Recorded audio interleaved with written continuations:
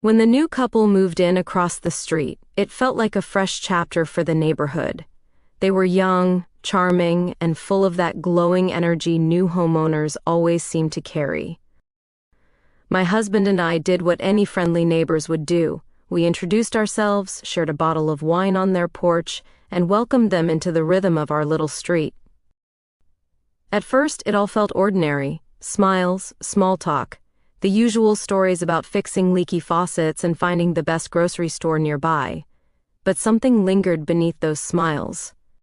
The way he looked at me, steady, deliberate, the way she watched us, quiet, observant, almost as if she was studying every detail.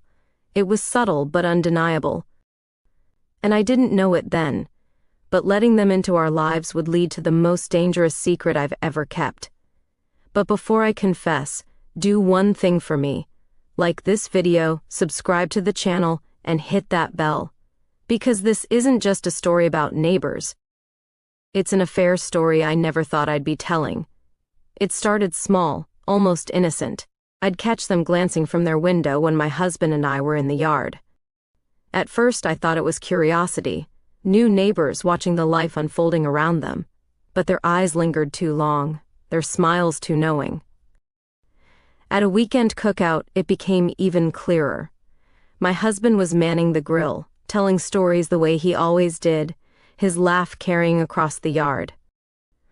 I felt their attention on us, on him, on me, like a spotlight no one else could see. They weren't just listening, they were watching, closely.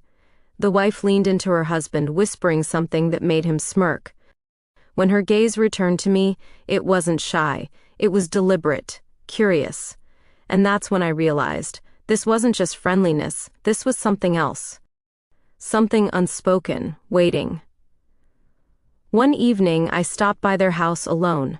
My husband had stayed back to finish up some work, and I thought it would just be a quick hello. But the moment I walked in, I felt it. The air was heavier, the lights dimmer, their smiles sharper. We sat down, and after a few minutes of small talk, the husband leaned forward, his voice low. "You know we notice things, right?" I froze. His wife reached over, placing a hand on his arm as if to steady him, then looked directly at me. "We've seen the way you and your husband are together," she said softly. "The closeness, the way you laugh, the way he touches you. It's beautiful." Her words left me breathless.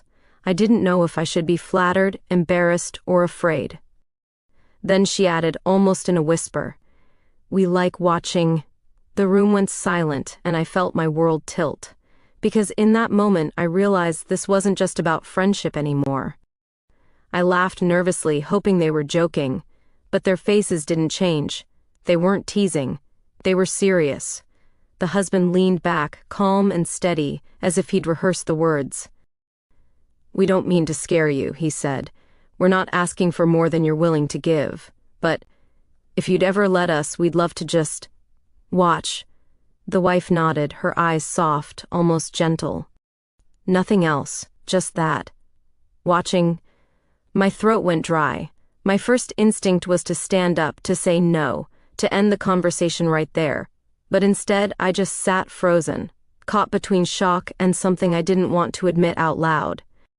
Because deep down, a part of me was curious. The thought of it, the two of them sitting quietly, seeing what no one else ever had, sent a shiver racing through me. It felt dangerous, wrong, but also strangely thrilling. I left their house that night with my heart pounding, their offer echoing in my head. I didn't say yes. I didn't say no, but I knew the decision would come sooner than I wanted. It happened on a night that should have been ordinary. My husband and I had shared dinner, poured a little wine, and settled into the rhythm of our evening. But then came the message, from them.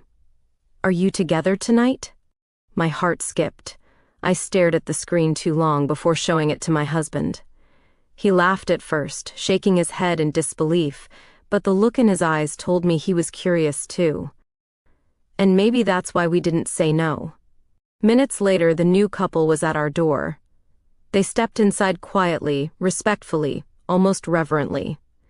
They didn't sit close, didn't intrude. They simply took their place on the couch, their hands linked, eyes steady. At first, my husband and I tried to act natural, moving through our usual closeness as though no one was there. But the weight of their gaze changed everything. Every touch felt sharper, every laugh deeper, every kiss slower. The air was thick with something I'd never felt before, part fear, part thrill, part raw honesty.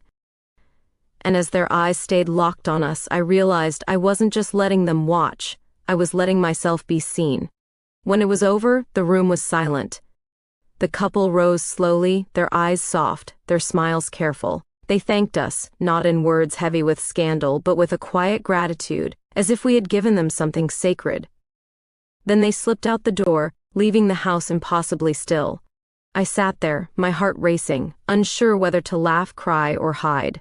My husband kissed my forehead like it was just another night. But it wasn't.